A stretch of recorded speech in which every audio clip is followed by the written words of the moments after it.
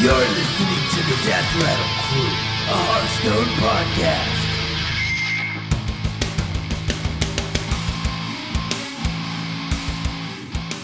DRC! Ladies and gentlemen, welcome to the Death Rattle Crew, a Hearthstone podcast. This is episode 30. I'm one of your hosts, Mike Tac2 Hearn, joined by the legend formerly known as Jeremy. How you doing, sir? Hey, what's going on, man? Good. And Bradford Lee, how you doing? Doing great. How are you? Good. So, in case you were wondering, last episode was 29. It should have been 28. That's why we called it Can't Count. So we're just going to start fresh and new. This is 30, episode 30. I've learned how to count. I do miss lethal a lot. So that should show. I can count to 27 and then 29, but 28 can't do. That's why you just play Patron Warrior, man. Yeah, you don't have to. That looks like it's enough, and then hit face. Yeah, that'll get there. So, just a quick announcement. We are going to little schedule changes as far as the podcasts go. We're actually going to do more than often than not, more than one podcast a week now. Just schedules, just the way they're working out for all the hosts. So you might actually get 2 podcasts this week. So good for you guys out there. They probably all won't be 3 hours long. So those of you who enjoy the 2-3 hour podcasts that we do, or we just ramble on, that might slow down a little bit. We're just going to split it up into chunks. So there's that. I am going to announce on the next podcast of this weekend the winner of last month's giveaway. So don't forget, you can subscribe to us on YouTube and Twitter. Just search a handle Death Rattle Crew, or write us an email at mail@deathrattlecrew.com, and that actually counts as 5 entries for the giveaways. So with that, let's just get into it. Guys, I want to talk about RNG. RNG and you. What in Hearthstone? What does that mean? A lot of people, well, I guess it's both. Some people think that there's too much RNG now. Some people think that it's fine where it is. And I'm going to have a link to a article that Polygon did. Has a video that Noxious, he's a streamer, put up on, is there too much RNG in Hearthstone? I guess since arguably GVG, we've seen a huge increase in the number of cards that have random effects in it. Who wants to go first? Who wants to kind of tackle this subject and maybe talk about, is it good? Is it bad? Is there too much? Is it competitive? Well, I think for me, the biggest... Okay, so I think it will always be in competitive play because the game has to have a level of randomness into it. When I think of a design, I want to take it first from like a design perspective. When you're designing a game, there has to be some level of randomness so that the new player can have at least a chance against the veteran, if you will. So if I have a piloted shredder out and you have a piloted shredder out and you get Doomsayer, and that's great for me because you got a Doomsayer and cleared the board, and then I get let's say Millhouse Manastorm, and it was really great for me at that point as well. That adds a level of element for the new player to stand a chance. So it's good from a game design perspective, I think. But then when we pull it into a competitive play perspective, I think that's where I think it becomes an issue for the community of competitive players. They feel like it isn't necessarily making a better esport out of Hearthstone because, there's this level of randomness. But then I always harken back to other games like poker, for instance, even though there is only so many given combinations of any given card versus any other card based on what you have and what your opponent could have, there is a level of randomness just by drawing the top card off the deck. And that's just because the deck is randomized. That's the whole point of having a random X deck. So I don't think it's really an issue, but I do think that there is a large level of it within the game of Hearthstone that if it becomes too large, it could become an issue. So, yeah. Okay. Yeah, so it's a balance. You basically have 2 sides of the spectrum. You can have chess where there's no randomness at all. The best player in every game will always win. And you have, like Hearthstone and Magic the Gathering where you can draw bad. You can, in Magic, you can just not get mana. At least Hearthstone's taken that out of it. But in Hearthstone, there definitely are cards that see high level play that are, based in a random outcome, like Unstable Portal, for instance. But I do like to think, having just gone through after you sent me this and looking at the top few decks, I sit here and I think, all right, so how many of these top level decks actually rely heavily on RNG? I think the best example of a top level deck that relies heavily on RNG is probably Tempo Mage. But I think most of the other decks, like if you look at Patron Warrior, which has been, the top deck forever, that deck has no RNG at all.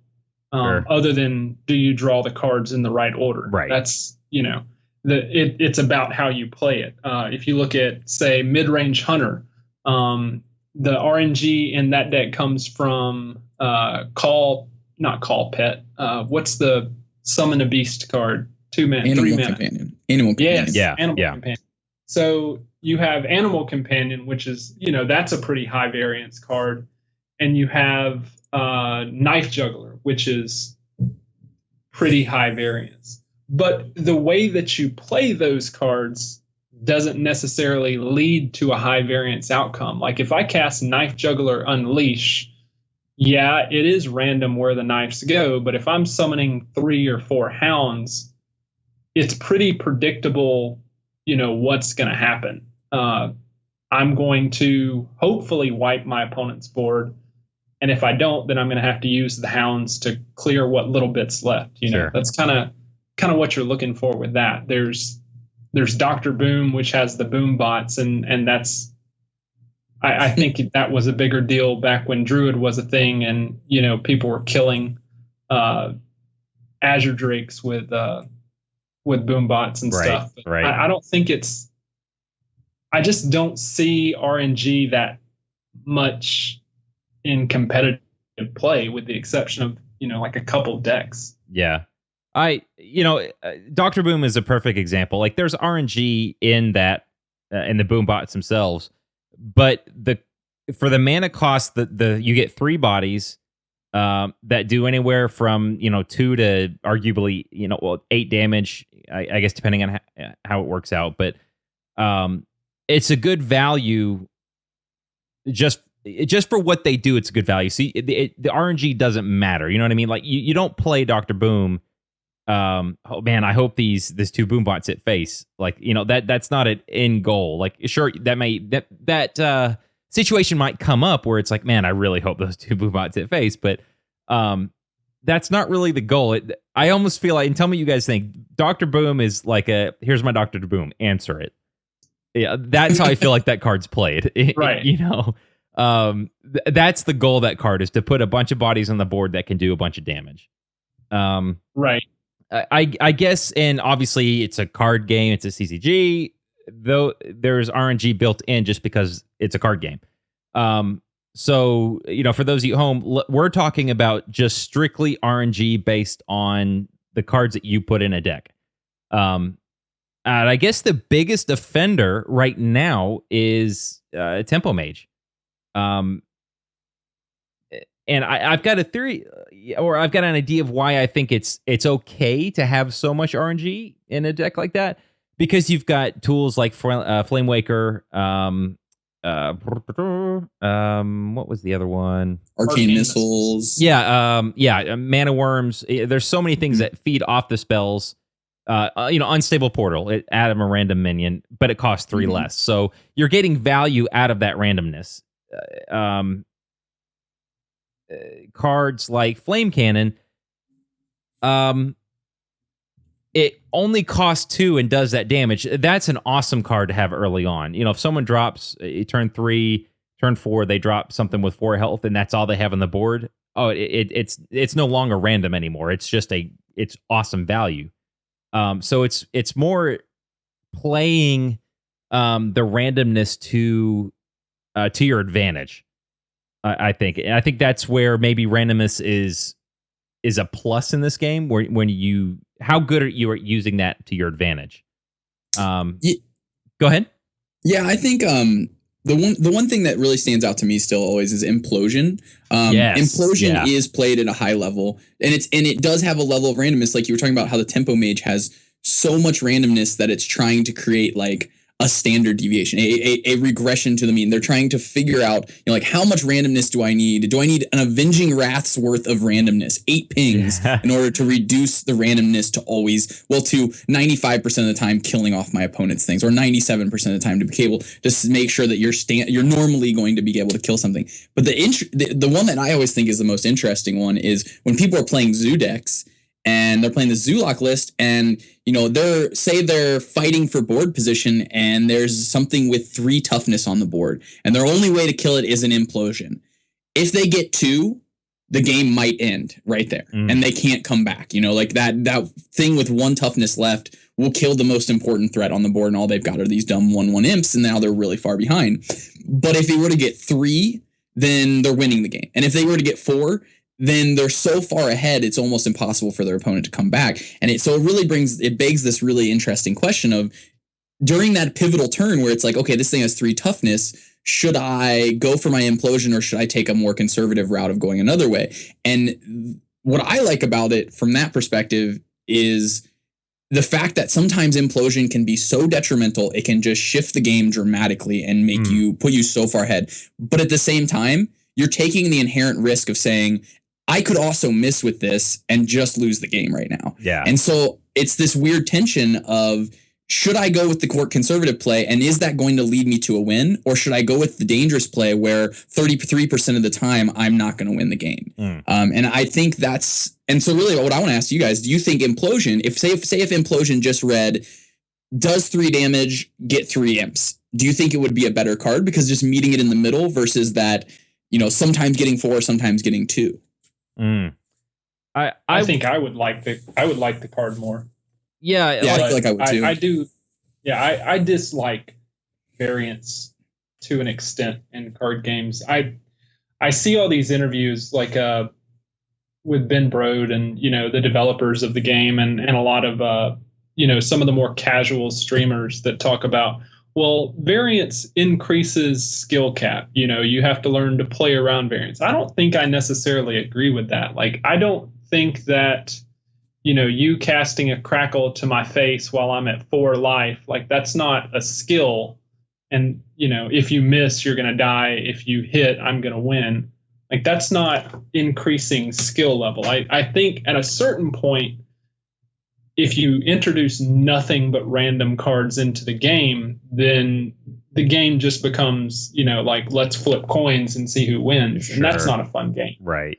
But, like, playing around randomness is not a skill in and of itself. You're just, like with Tempo Mage, you're presenting the threats in your hand, which happen to be spells, and hoping that you gain more advantage than you lose by casting those. Like, I just don't think that saying, well, there's this random effect that could happen, whether or not you play around that as a skill. No, that's not a skill. If they have it, you're dead. And if they don't have it, then you're not dead. That has nothing to do with skill. That just has to do with whether or not their card hits, Sure.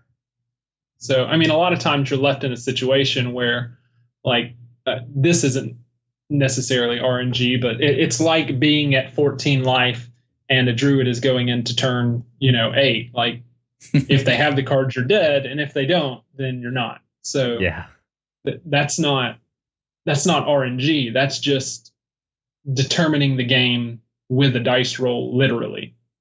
Right. That's why I don't like cards like Crackle, why I don't really like Implosion, even though, if you're playing Demon Zoo, you're forced to run it, because when it's good, it's really good, I don't know. Like, if it was 3 guaranteed and 3 minions, I think it would be a better card. But the chances of it being 3 or 4 are greater than it being 2. So I guess the argument there could be made that it's going to be better regardless. Well, the odds of it being better are already there. Does that make sense? Yeah, definitely. Yeah, I mean, I guess it depends on whether or not the outcome of the card being played is going to put you in a losing position. Yeah, sure. Like Brad said, if it hits for 2, do I lose the game? Yeah, right.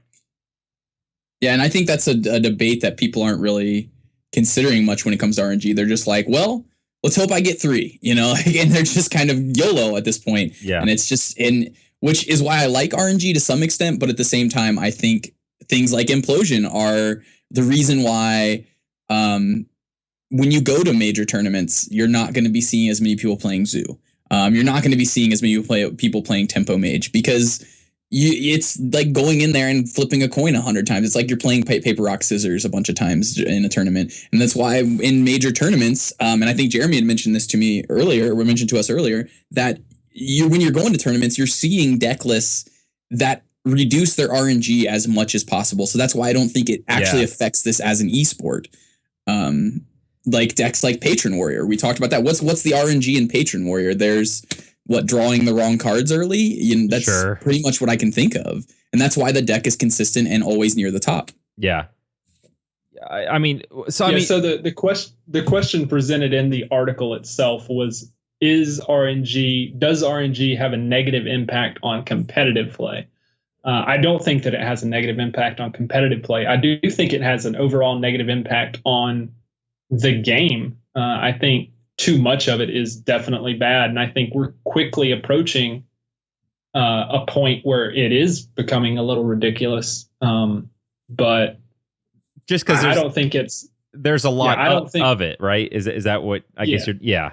Okay. Well, the problem is when they present a card like Implosion that is too good not to play. So if you're running Demon Zoo right now, you're not going to leave out Implosion just because sometimes it's bad. You have to play it because, like, if they presented a card tomorrow that's a 9/9 for 6, and when it dies, 70% of the time it deals 20 damage to your opponent, but 30%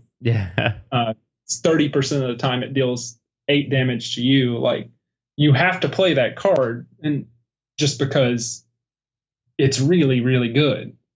Right. Even though like it becomes, I don't like when they print cards that have an impact on the outcome of a game that's based on RNG. Like you said, Dr. Boom, that's an RNG card, but that very rarely impacts the outcome of a game other than, can you deal with this card, which that's what every card has put on it. It's like dropping, Tyrion.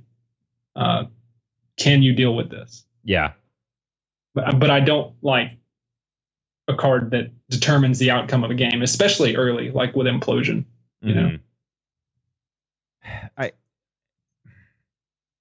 I really don't know what to say. Like, I feel like there's a lot of random, especially with the new expansion, there are a lot more random elements to it. Joust, for example. What's the card that it's a 5/3? If you win the joust, you get charge. I can't think of the name of it right now. I didn't know that was a card. Is that a card? It is a card. It's quite good, actually. Yeah, I feel like, that card, if you don't get the charge, it's a horrible card. I mean, in my opinion, I don't know. I feel like it doesn't have enough health. If you win the joust, it's fantastic. So I guess the way to alleviate the whole RNG part of it is, okay, what kind of deck am I playing? Am I playing a really fast deck with a lot of low-cost minions? Maybe this is the right card to play, because if I play against any mid-range or control decks, I'm probably going to lose out on getting that that charge. Well, I want one other thing I want to mention with that. With Joust, it's really interesting because of the fact that, like you were saying, sometimes you're going to play, let's say, against Control Warrior, and your likelihood of winning the Joust is reduced, right? Let's just give it a fictitious number. Let's say 25% of the time against Control Warrior, you're going to win. Against Face Hunter, you're going to win 75% of the time, let's say. So that's similar to how like implosion works, where it's like 33% of the time I'm going to get the bad side of it. 66 or the other 66% of the time I'm going to get either a break-even factor or a better than average factor. And so I think Joust has a similar thing. However, what's really interesting about Joust, and why I think another reason why RNG is becoming more prevalent as a topic discussion within the community, is the fact that Joust loses when it ties. So unlike, let's say, Implosion again, when you get 3, you still get 3 imps, right? When you get 2, you're disappointed that you only get 2 imps. But when you Joust and you both hit a 5 drop at the same time, you still don't get the effect. So even though there's a 50% chance that you would normally win, if you were to get that 5, if say for instance Joust said if it were to be the same or more, then you win. It only says if it were to be more in converted mana or more in mana cost, then you win. And so for that reason, it is actually a lot weaker because of the fact that tying in a Joust doesn't give you a win. And for that reason, that the card is less likely to win. And so if you were to just change that one little factor within that way Joust function as a card, the power level of it increases dramatically, and it becomes less about randomness at that point. Because, for instance, the one that says gain 7 life if you win the Joust, it's a paladin card. I can't actually think of the name right now either. If that particular card said if you were to have the same converted mana or same mana cost or better, it becomes so dramatically better, because even against, like, let's say Face Hunter, where you have only a 25% chance to lose, say you hit one of your 2 drops and they hit one of their 2 drops, you're now very likely to lose at that point in that game because you didn't hit. But if it says something, if it were to be the same, if you, like, say they get a 2 drop and you get a 2 drop and you get that 7 life, you're so favored to win that game at that point against Face Hunter. And so it's a question of what's the level, and within Joust, in my opinion, is a question of what's the level of RNG that we can create within it to make it good. And so that's why I think it will be an arena ability most of the time, rather than constructed ability. Yeah. Not because it's it's a bad ability. It's actually quite a powerful ability to be able to gain charge or to gain divine shield or some other effect that's just incredibly powerful. Like gain divine shield and taunt is so powerful, but the reason it's only really powerful in arena right now is because of the fact that if they don't win ties. And so the RNG is always going to be slightly unfavorable for you. It's never going to be 50-50. If everybody's running a mid-range deck, every single person's running a mid-range deck, or everybody has the exact same distribution of curve within their cards, or the same mana cost for every single card in their deck, then you're less than 50% to hit your Joust every time. Yeah. And so because of that, that's why I think that kind of RNG is not seeing competitive play, but we see things like Piloted Shredder, because that card is just a 4/3 with added bonus. And what is that added bonus? Well, 2% of the time it's going to be a Lore Walker Cho or a Doomsayer, but the other times it's going to be incredible. And so and that's kind of where the game has become. It seems like it has become where we now live in a world where RNG has to exist because of the inherent design of the game. And we just have to look at the RNG and say, is Joust going to be good? Well, probably not, because only 40% or maybe it's like 47%, but less than 50% of the time, I'm probably going to win my Joust. And so if you're going to win your Joust less than 50% of the time, you probably wouldn't want that in your deck that's going to be trying to win 60, 70, maybe even 80% of its games. And it's because you're less likely to consistently get what you want out of that effect. So yeah, I don't know. That's just something really interesting, I feel, that needs to be discussed with Joust, and why I don't think it's seeing competitive play and will continue to not see competitive play unless if they either shift the way that Joust functions or print a new card that has a very, very, very powerful effect that also has Joust. Yeah. So like the one that says gain 7 life.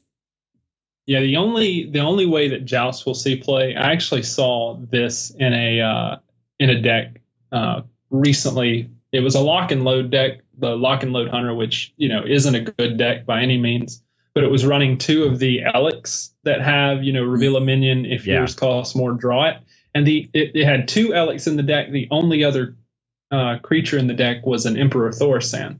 So the idea is that, you're going to play this card and then basically draw your Emperor Thorsan. Okay. which is an interesting idea. You know, it's like, well, basically what they've done is they've taken this element of RNG and they're trying to eliminate it, you know, which is, in my opinion, what competitive play in Hearthstone as a whole is. Right. All right. So we do understand that there is this RNG element to the game. How do we eliminate that RNG element? Because those are the decks that do well. When you hear people say, well, playing around RNG is a skill, you need to know eliminating RNG is a skill. Like the goal of a really good player in Hearthstone is not to make decisions based on what the outcome of RNG is. That a good player attempts to eliminate the random elements of the game. Sure. So there's a couple cards. Pilot of Shredder, I want to come back to in a minute. And you brought up one of that I wanted to talk about was the King's Elec. That I feel like, for example, like Bloodfin Raptor. Why in a constructed deck? If you're gonna play something like that and you need the beast synergy, why on earth would you ever play the Bloodfin Raptor? Just play the King's Elec, right? Right. Okay. Right. So I feel like that's a strong card. If you need a 2-drop that's a 3/2 that's a beast, no brainer, because it has the potential for card draw right there. One that I have a question about to you guys, and Noxious really had an issue with this card as far as competitive play goes, is Tuskar Totemic. I like the card. I feel like Shaman needs this. His problem is there was a high chance of you getting a totem golem out of it. The opposite is there's a chance of you just getting a hero power totem out of it. If you're playing a shaman deck that revolves somewhat around the totems, it's kind of a mute point. It's only a good card. You're putting 2 bodies on the board. It's arguably 5 mana worth of stuff on the board for 3. His main problem is you could play this on turn 3 or coin it out turn 2 and get a totem golem. So turn 2 going into their turn 3 or turn 3, and they could, it's their turn 3. Potentially they have the coin at turn 4. Is it too much for them to have a 3/2 on the board and then a 3/4 on the board? Is that RNG too overpowered to where it's, well, I win the game. I'm rolling the dice. If I get the totem golem rolled out of this, it's pretty much I'm going to win unless I just do something stupid. I think so. I think it's the same problem that it's the same reason they got rid of Undertaker. Right? It's when it's stupid, which is roughly, I would say, with the totem, it's not the same thing, but about 33% of the time, Undertaker was broken. Right? And I feel like it's the same with the Totemic guy. Like, when it's really, it's the same problem with Implosion. When it's good, it's backbreaking, and when it's bad, it's just sets you so far behind. Right. So I'm just thinking that your opponent or you coin it out turn 2, so going into their turn 3. Is there a way on turn 3 to easily, in a deck that you can think of that's out there, or maybe you can think of some way to, okay, I'm going to throw this tech card in there against that, but it's still okay in other decks. How is there a way to answer that? Because you just brought up Undertaker. There really wasn't a way to answer that back in the day, unless you were seriously the only deck you were gunning for was going against Undertaker. Whether it was, we'll just say Hunter. There was a couple other decks that played it, but you're going against Hunter. They're going to have Undertaker, and I need to build a deck because there's a 95% chance that it's how it is. They're going to drop that, and it's just going to go wild. Turn 3. Is there a way to get rid of a 3/4? Definitely. Not easily. Okay. I mean, I'm really trying to think, there's definitely a lot of 3 mana things. And again, maybe you can RNG out. If you're playing Mage, you could RNG a Flame Cannon and get lucky. But then again, are you going to get lucky with it? Yeah, I mean, the only thing you can do is play a giant taunt dude like Deathlord. Deathlord will deal with it, but then again, that gives him another threat once it dies. Sure. You're going to have to also deal with. So, I mean, Mage has a lot of tools for that. The ones that come to my mind are weapons. If you can point out a death bite, or if, say you're going to your turn for a death bite or true silver champion, which is why I think warrior and paladin have also gotten quite good with the new set, because you're seeing a lot of X4s, things with 4 defense. So being able to kill them off on turn 4 is quite relevant. And even say the Tuskar Totemic misses, I think that's another reason why paladin gets a lot of boost as well, because say the Tuskar Totemic puts out an O2. The typical totem from your hero power, then you can just consecration if you wanted to. Now that does take a whole turn to kill off just a Tuskar Totemic and whatever came with it. But at least they have answers, So I'm trying to think okay, Druid. Let's just go down the list, quickly. Druid. There's really, 3 damage easily. I can't think of any 4 damage at turn 3. Innervate swipe. There we go. Okay, so you're 2 cards. 2 very very valuable cards. Yeah, absolutely. Right. So I'm just thinking, all right, a fair, a good play. You know what I mean? So Druid doesn't really have it. Hunter. Maybe. Yeah. Oh, you get lucky with the Huffer. Yeah. Always go Huffer. Yeah. Yeah. Yeah. Well, it is Huffer, 98% of the time. Right. Yeah. Technically. Mage. I guess you could. I guess the best play might be Frostbolt, because then it can't attack and you could deal with it next turn. Paladin, not really. Though you've got shielded mini bots. Paladin could play follow the rules. Okay, there you go. Okay, yeah, good, very good. Okay, Priest. Priest does have some good answers there. I guess you could. Shadow Word Paint it. You could where's that other one? A Shadow Madness. So they've got a couple answers. Rogue. See, the problem becomes then, while we're talking about this, so are these classes, when they play against Shaman, are they mulliganing for these cards? Right. And the answer is no. Right. You're not going to keep a kill command in your opening hand. Right. You're not going to keep Shadow Word Death in your opening hand, right? Or Shadow Word, the other one, whatever. Right.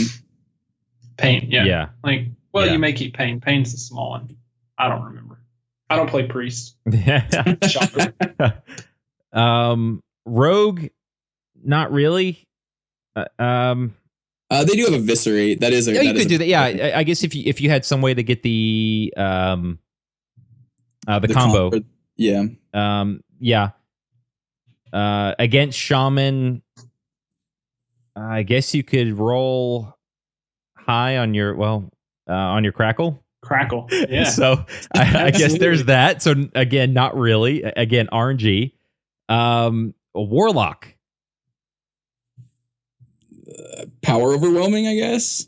But at that point, it's still using multiple resources. I guess it could be like spiders off from Haunted Creeper, or using your Nerubian Egg to kill it. But so it takes 2 cards still. You could Dark Bomb and whatever, if you threw a spider down before, I guess. So if you had some cards, isn't that big of a deal though. It's 1.5 cards since their hero power draws them a card. Yeah, but still, it is at least 1.5 cards that you're spending, and you're spending mana to do that. Right. So. And then last warrior.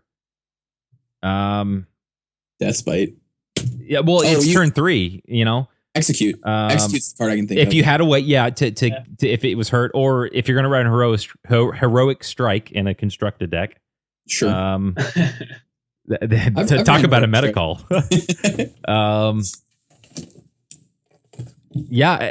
So here's the good news is that Shaman is not good. Right. So you're not going to have to worry about it. So maybe at the end of the day, maybe it's okay. It's they finally get a good start with 1 card, but still struggling. Maybe that's what makes it okay. Can we make that argument? It's okay that is potentially overpowered. I don't like that it's still RNG. I would rather them just have an overpowered 3-drop than have a possibly overpowered 2-drop. Sure. They already have an overpowered 4-drop. They already have an overpowered 6-drop. And they're still not that good just because their hero power is the worst hero power. Yeah. Okay. And not only that, but their hero power is RNG. Right. It's Yeah. literally RNG, Yeah. which brings back to the point of, like, what are people playing in competitive tournaments? They're probably not playing Shaman because the entire class is based around RNG. And if they are, because I'm trying to think of the tournament I watched, and the person just rolled faces with a Shaman deck, but it was because he was very, very good. I wish I could remember his name. Even the casters were, I wouldn't have made that play. I see why he did that, and after 2 turns later, like, this guy is awesome. Like, it's just I would not have made that play, and I would have lost because of it. It's hard to even say that Shaman has a high skill cap. Rogue, in my opinion, is a high skill cap kind of class. Maybe we just completely negated the whole argument together. Shaman just, unfortunately, at this point, 2 weeks from now, I might be completely wrong, and I'll eat my socks. Shaman's just not a thing, and it hasn't been for a long time. And I think maybe it's RNG. There's too much of it. And overload is just such a, I don't like the mechanic, because maybe we don't have enough cards that actually benefit from the overload. And obviously they have one, but nobody plays that card, Unbound Elemental. It's just silence, just completely negates that card, just one. I mean, I do like the idea of paying a down payment for your spells, and in that you don't have that mana the next turn. That's a kind of a neat mechanic. But I think if you really wanted to be able to create a powerful overload spell, it's going to have to be a free spell, a spell that you can cast for nothing. And then the next turn you're paying that, like maybe it's overload 4, but it costs nothing the turn you do it, because that's how you really gain that tempo, because the idea is to shift the tempo so drastically in your favor with the overload spell that the next turn you won't need all that mana. But currently we're not seeing that, I don't think. No, and so that's I don't think there is a way to. I just don't feel like there's enough tempo gain in Shaman to make that. There's so many answers.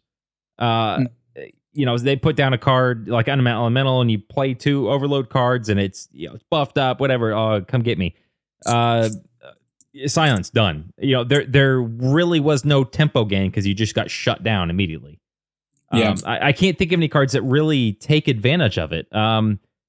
If you take, like, when I first started playing the game, which was roughly a year ago, a really popular card was the summon 2 wolves for 3 mana, the 2/3 wolves. Yep. Which, if you think about that, it's 3 mana and then overload 2, so you're paying basically 5 mana for 2 2/3s, but you get them a turn early, basically. Right. So when you think about it, like, at the time, that was a pretty good spell. But now that they printed stuff like, even like Spider Tank. Yeah. Take, for instance. So Spider Tank is 3 mana, and it trades with both of those. Like, if you play that on turn 3, and I play Spider Tank, you've paid 5 mana, I've paid 3 mana, and we're even. Yeah. Like that, it doesn't work out. Like, the math just isn't there. Right. Like Brad was saying, if you want to make overload work, you have to give the person casting the overload card an inherent advantage. And the advantage can't be tempo, because you can't follow it up with another tempo play. Yeah. Right. Because it's not tempo if you can't stay ahead. Like, tempo means gaining an advantage in mana, an advantage on the board, and then maintaining that advantage. That's why Hunter is so good. That's why Rogue is so good, because Rogue is good because it spends so little to get rid of so much. Hunter is so good because it can present threats which are larger than they should be, earlier than they should be on the board. You spend all of your time trying to get rid of those threats, and then they just double kill command you. Right. Like, that's what kind of decks are good in Hearthstone. It's not the RNG decks. Those are not what decks are seeing play, and that's why I don't think that RNG negatively impacts competitive play unless they keep presenting us with less and less options that don't have included RNG, and more options that do. The only, looking back at the video Noxious did, like, he talked about, and I remember watching this match. There was a tournament game where Sneed's Old Shredder dropped a Kel'Thuzad. Yes, that was so much fun. And it happened, I think, 2 or 3 times for the same person. Yeah, in different games. Kit Kats. Yeah, it was Kit Kats versus Tice. Yeah, okay, yeah. I think at one point he had 3 Kel'Thuzads on the board. Yes, like it was hilarious. Do you mind, like, if it's you and you're playing against that, are you just raging at that, or is it just no? It's RNG that happens. Like, no, I think it's just at that point it's funny. Yeah, like, there are moments in Hearthstone that are going to have those kind of things, and that's you kind of have to deal with that, you know. Yeah, but there are things like that happen in every card game. Sure. I think. The other argument made then is same situation. It's a tournament. There's money involved. Should we have that kind of RNG in a game where, like, for at WCS at BlizzCon is going to be $250,000? Should there be that much RNG in that large of a prize pool? Go ahead. Okay. The thing that it was actually perfect how Jeremy said it. He said it, that was so funny with the Kel'Thuzad thing, right? Yeah. With the fact that it came off of that. That's what the designers want, right? They want it to be an entertaining thing to watch, right? Yeah. And that's exactly what they're wanting. Like that moment where it was so funny to watch that, even though the other person on the other side is just raging at that exact moment, and there's just salt everywhere all over him. that exact moment is what the game designer's looking for when they're looking for RNG, because that creates dynamic viewership and interesting play experiences that you wouldn't otherwise see. And it creates such a dynamic experience that you aren't always going to see the exact same thing. And that's what they want from it. They want to be able to say, oh, you're never going to see the same thing. So because of that, sometimes you're going to get the Kel'Thuzad and it's going to be nuts. But when it comes to actually looking at it from, like, for us, for instance, when we're debating this, we're debating, does this inherently promote good esports? Does it create a good sports system? Right. And while that is such a low percentage, I think it does still create good esports because you still have to entertain the viewer from some standpoints. But from the player standpoint, they're not going to want that particularly. So sure, yeah. Right. And I think, and that's what Nox just brought up. To have that kind of go ahead. I mean, and that's what Nox just brought up is kind of, as a streamer, as a professional player, and watching these people play professionally. They don't want that. They want the best person to win, not the person who got the lucky rolls, Mm-hmm. And I feel like that wasn't a situation where it was just, rolling dice, see who wins. I don't think that's the case in professional or competitive Hearthstone in tournament scene. I don't see it as just rolling dice. Do you guys think it's that way right now? Do you feel like, or it could be just, you show up at a tournament and I might win, I might not. I have no idea. We'll just see how the cards play. I don't play in many tournaments, but I don't think that's the case. I think that right now, the way that Hearthstone is currently built, there is a inherent disadvantage. You get more of a disadvantage by running the RNG heavy decks than you do an advantage. Because like Brad was saying, if what you're running is a coin flip deck, what you're going to wind up with is a coin flip result. Whereas if you're running Grim Patron, which relies on your ability to, make correct decisions, sequencing and count, damage, then you're fine. I don't think that the bad RNG moments, the crazy RNG moments happen enough in competitive play to negate the relevance of that competitive play, Okay. I agree 100%. I don't think it's enough to warrant, Grim Patrons is the perfect example again. It's just, there's almost no randomness in that deck. And that's what you want to be taking to a tournament. If you want to be playing competitively, you should be playing decks with low RNG. Yeah. I think that deck is a perfect example because, there's RNG in the fact that it's a card game and it's all about card draw.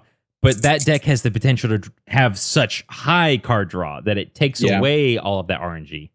I think that's what makes it so powerful is it has the tools it needs. It has the combo. It has the, I'm going to drop, obviously have the skill and the knowledge to play it correctly, just like any other deck, but it has the ability to drop the minions, buff them up, and then hit face.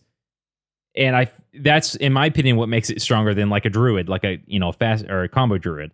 Combo druid comes down to, okay, am I going to get the cards that I need at the right point to hit face with them? So I feel like there's even more variance in that druid deck, just an example, than there is in the patron warrior. The idea that RNG is currently affecting competitive play is a silly idea already, because if you look at open tournaments, there are a lot of players who are constantly qualifying through open tournaments. If competitive Hearthstone was just determined by random number generators, then you wouldn't have these it's the same thing you get with poker. People always say, oh, poker's just luck. Well, if poker was luck, then the same people wouldn't win all the time. You wouldn't have the same 8 people at the top 8 table year after year. With Hearthstone currently, it's still, Firebat is still qualifying in the things that he's not invited to. Zixo is still qualifying for the things that he's not invited to. Players who are really, really good at this game understand the fact that your goal is to have as few variables as possible in between you and your opponent being at 0 life. And they're going to play the decks that are solid. They're going to play the decks that, are going to put them there because of their skill, because that's what they rely on, and not because of, casting Unstable Portal. While Unstable Portal is a fun card and it's cool on ladder, like, I can't think of the last time I saw Tempo Mage at a competitive, high level event. Yeah, and I feel like the only reason that card's played is because of Mana Worm and Flame Waker. Exactly. We discussed that earlier. Yeah, it's offering tempo, which is what the deck is trying to gain. And to be fair, it still gives you plenty of tempo because the card costs 3 less. Yes. So it's only bad is if the cards you get cost 2 or less. Which there are a lot of 2-drops. Which gets into the next card. We've kind of brought up already. Pilot of Shredder.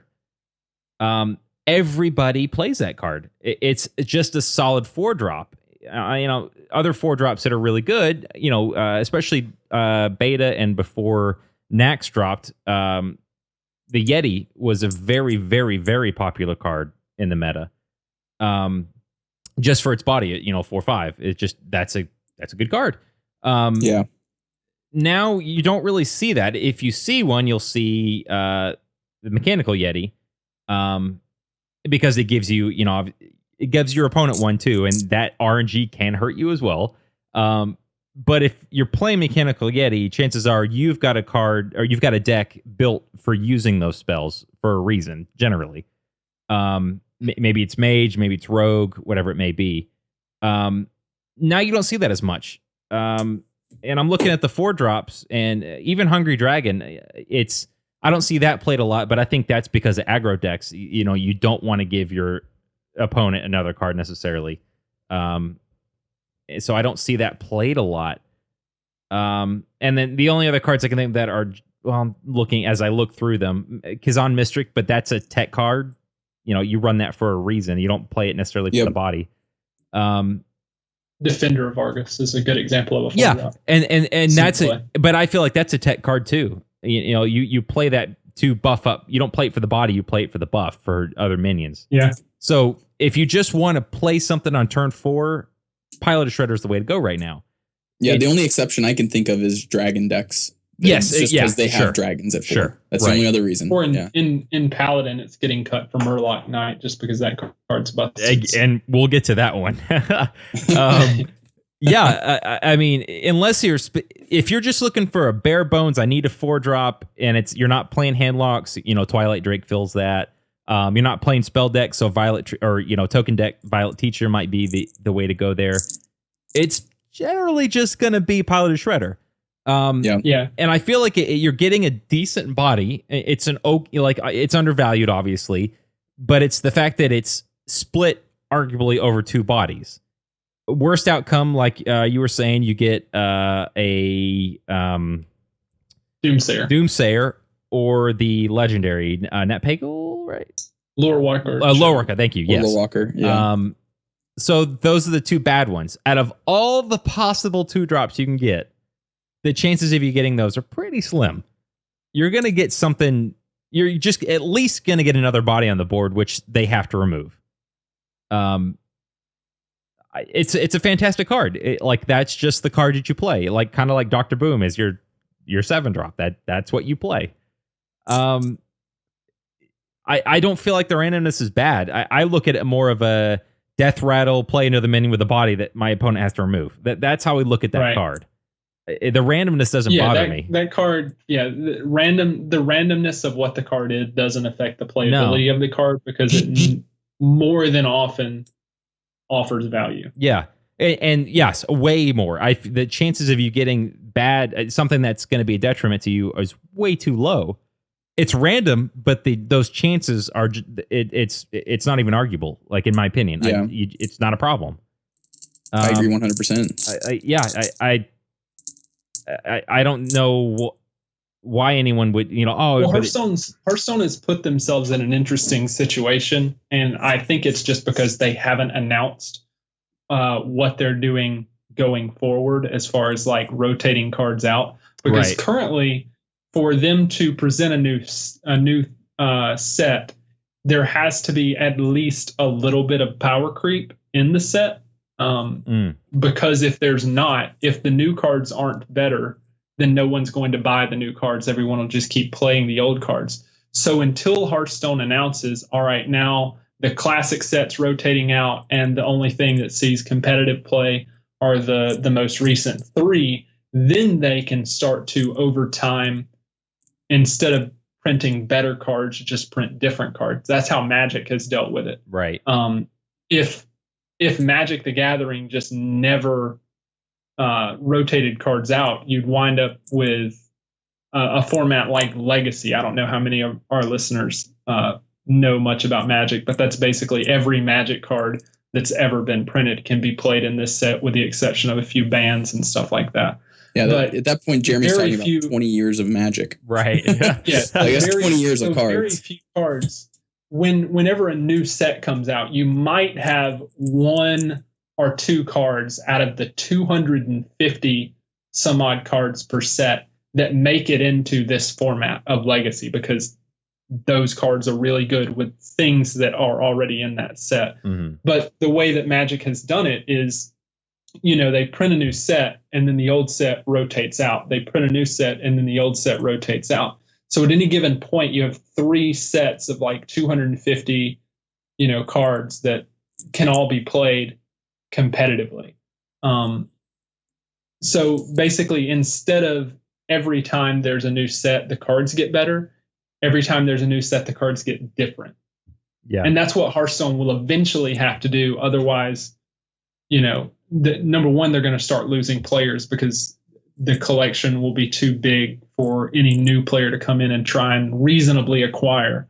Or number two, people are going to stop playing the old cards, basically. Mm-hmm. Yeah. And I think the only way to really mitigate that until then is to just change how the game functions inherently. And I don't think that's the way to go about it. So you're going to have a rotation at some point. But yeah. Yeah. I feel like they still have a pretty good amount of time. Like there's still plenty of room to present new cards. That are good because of their interaction with existing cards and not good because it's a 5/4 for 3 instead of a 5/4 for 4, and then the next set you got a 5/4 for 2, and then the next set everyone's playing 8/8 for 1. So I think that's what that basically is the road you go down if you decide never to take out old cards and just keep presenting new cards. Molten Giants for everyone. Yeah. Why not? Yeah, and I think you're right. I think it's too early for them to do something like that. I'm interested to hear once that day comes. what goes in, what goes out. Just think of some of the decks that have come out, and Dragon Priest, for example. I keep bringing that up just because I really am enjoying that deck. Savitz talked about it today. I was watching a stream, and he said this is just kind of a different way to play Hearthstone, different way to play and win at Hearthstone. And I agree. Mm-hmm. It's the value play, and I'm a control player. I'll play aggro decks. They're not as much fun to me. But value decks, I really enjoy playing value, control, whatever it may be. And so, as I'm thinking now, like Dragon Paladin, we all thought that was going to be a thing, and it wasn't way back when. Maybe it is now. Maybe we've got the dragons we need. But the other argument is, why would you play Dragon Paladin when Secret Paladin or the new version of aggro is just arguably better? Maybe right now. I haven't tried Dragon Paladin. Maybe it's a thing. But I feel like, the aggro Paladin, just based off of what we've seen, is just a better deck with cards like Murloc Knight. So I think that comes down to its card draw mechanism. You said it earlier when you were talking about Grim Patron. The reason it's so good and consistent is that it can draw through its whole deck very effectively.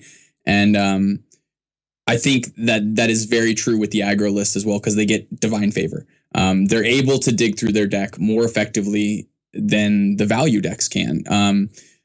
So I think that's why I would rather be playing. It's not that I would rather be playing these other cards like Murloc. Well, Murloc Knight's great, but like let's say like Argent Squire. Like I would much rather be playing a more powerful card than something like Argent Squire. But I play 1 mana Divine Shield 1/1s because of the fact that I can go turn 5 Divine Favor, draw 6 cards. Oh sweet, I found my Mysterious Challenger. Sweet, turn 6 Mysterious Challenger, go. Yeah, right. So it's just very powerful. It can dig so deep and find what it needs on the turns that it needs it. Yeah.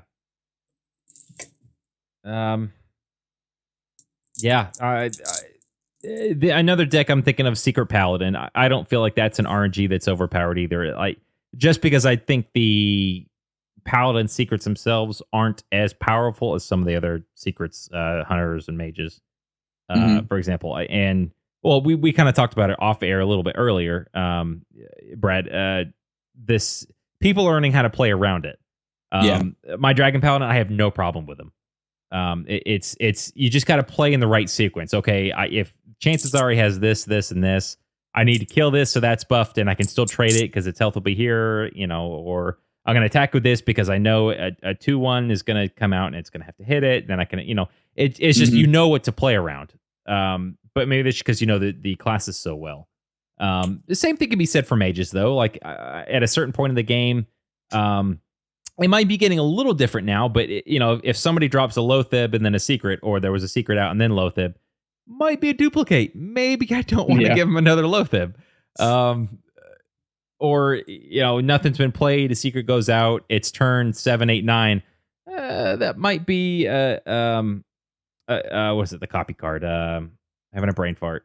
Mirror Entity. Yeah, Mirror Entity. Maybe I don't want to play my, drop my Tyrion right now. That might not be the best play. I just feel like it's managing the RNG and managing what you don't know is what makes the better player.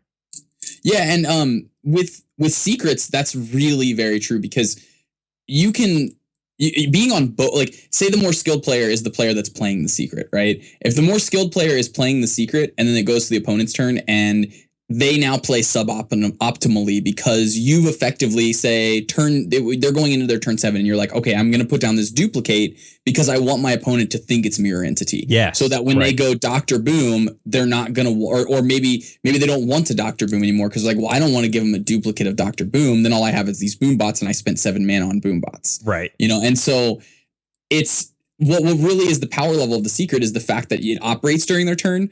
The thing is that if you play around it effectively, especially with the Secret Paladin deck, if you know what you're doing against the Secret Paladin deck, you can play around their secrets so effectively that you can basically not have to play those odd games where it's like, oh, it's a Mirror Entity, I can't play Dr. Boom now, because they can still play whatever they want to. Yeah. They just have to know the sequencing at that point. And if they can know their sequencing, they can mitigate as much of that potential damage that this really overpowered Mysterious Challenger can do, because of the fact that this deck is built around these low-costed cards that interact during your opponent's turn.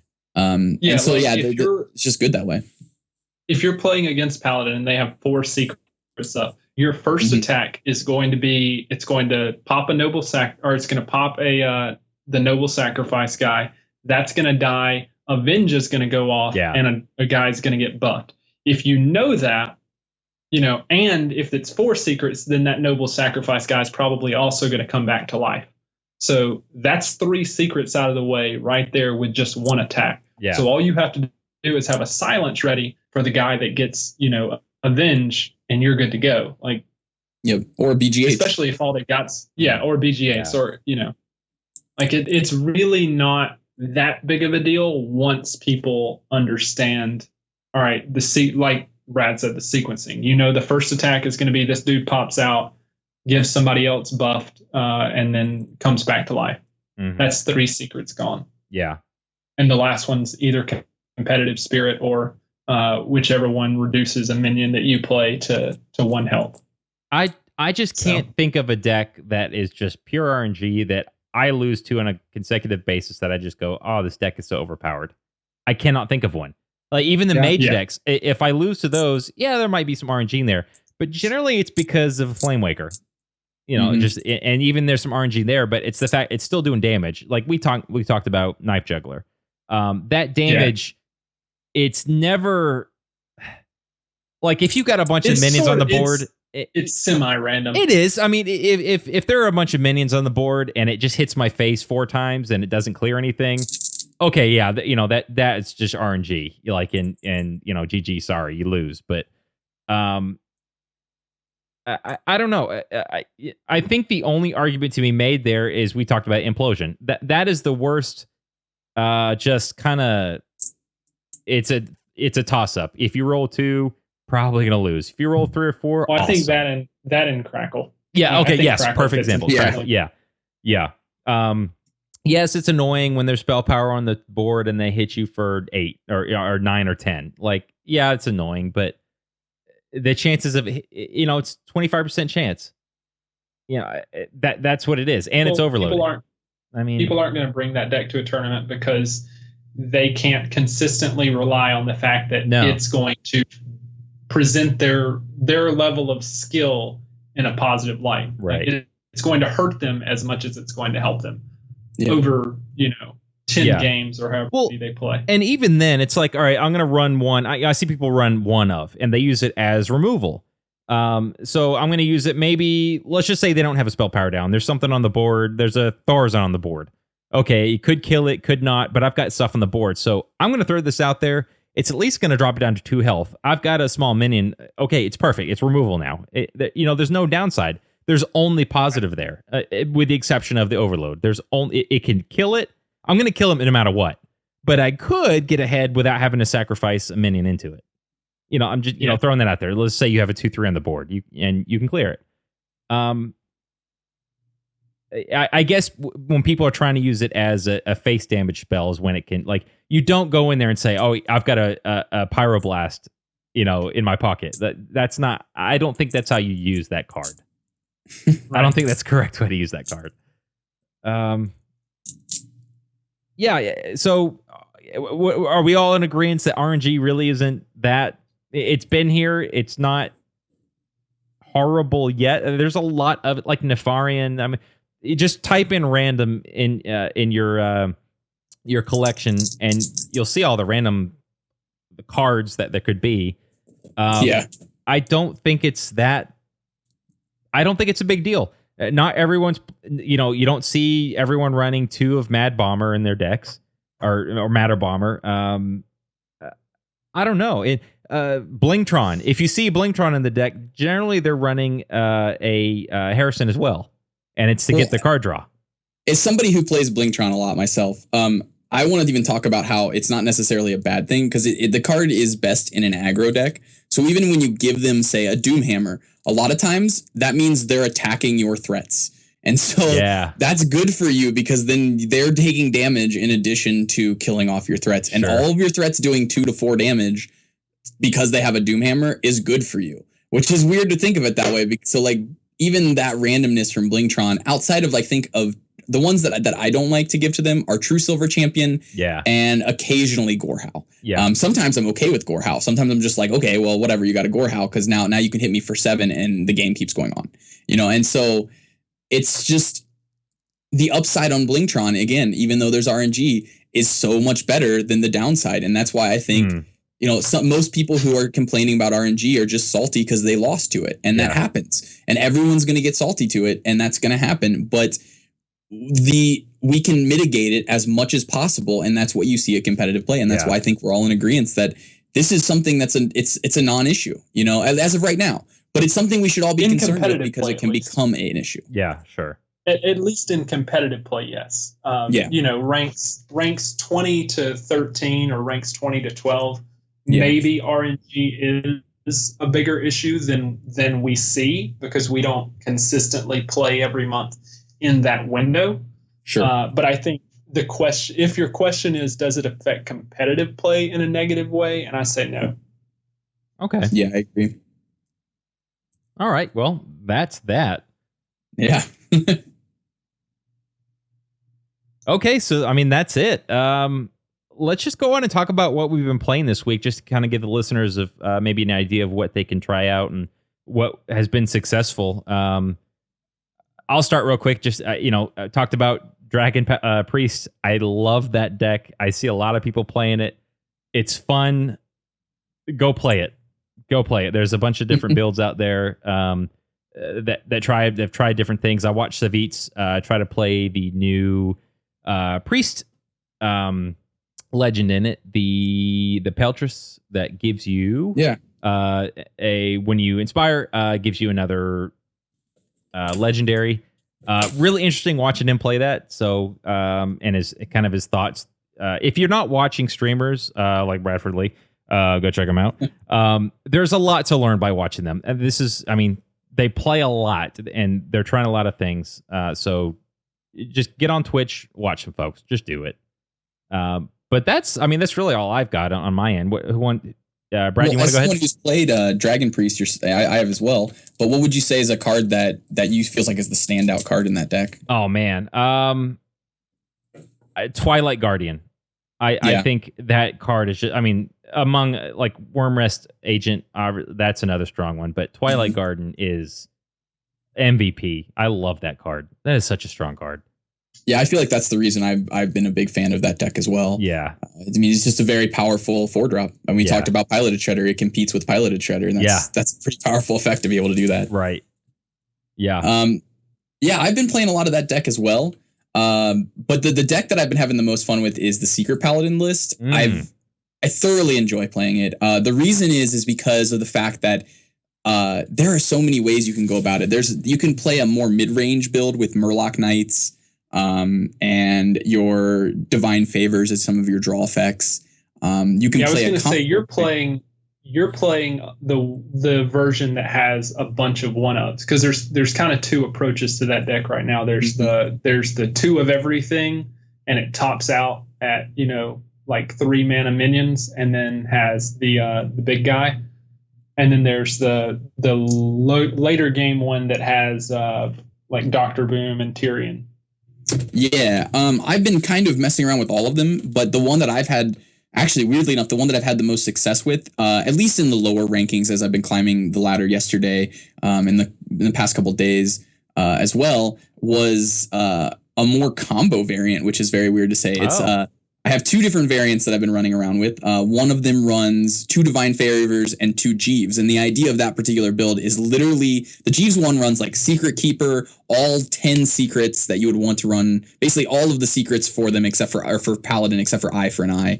And it tries to unload its hand by turn 3, and then turn 4 it wants to either cast, it wants to unload its hand by turn 4, and then turn 5 it wants to either cast Divine Favor or Jeeves, and then turn 6 always slam a Mysterious Challenger. So it effectively digs about 15 cards deep into its deck, and so its likelihood of hitting a Mysterious Challenger on turn 6 is very high. That deck was really fun, and I feel like that deck is missing a couple pieces to really break it through in a sense. And so the build that I've been playing the most as of recently has 2 Divine Favors and 2 Blessing of Wisdom, weirdly enough. And then I just run a bunch of things with Divine Favor, such as Shielded Mini Bot, I've Argent Squires, you get access to Annoyatron, and basically you're just trying to get 1 or 2 cards out of your Blessing of Wisdom, and if you can get more than 2, then it's great. At that point, it's so much worth it. But even if you just get 1, the idea is that I'm using the Blessing of Wisdom to pay 1 mana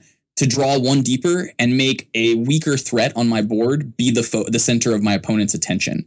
And if they're focusing on that weaker threat, then I'm able to then hopefully dig deep enough into my deck in order to still slam that turn 6 Mysterious Challenger and move from there. And that list I've had the most success with. And I actually suggest to a lot of people to go out and try Blessing of Wisdom in their Secret Paladin list, because it definitely throws people for a loop, and it makes people use a lot of the removal early on threats that you don't really care about, which it makes your Secret Paladin turn, the turn 6 with the Mysterious Challenger, a much more effective turn, because as we talked about, people are getting more used to dealing with the secrets that you're dropping on turn 6. And so one of the ways to throw them for a loop is make them use some of their removal in the early game on threats that you don't really care about. So I've had a lot of success with that list. What about you, Jeremy? I've actually been playing the straight up mid-range Paladin a lot. I played that a lot yesterday and today. I got the Win 5 Paladin quest, and I messed around with the secrets for a little while, but then I kind of got bored with it.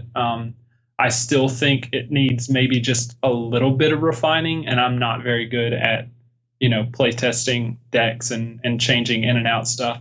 So I ran into Strife Crow, who was streaming a mid-range Paladin deck, and I noticed he had Blood Knight in there, and it just clicked with me, and I was like, oh god, yeah, that card's really good right now. And so I've been running a one of Blood Knight. I've also been running a one of Mind Control tech in mid-range Pally. So I'm running a very anti-aggro, kind of anti-Pally deck, and it's been doing really, really good. It's got it's got the 2 Murloc Knights in there, which have been really fun.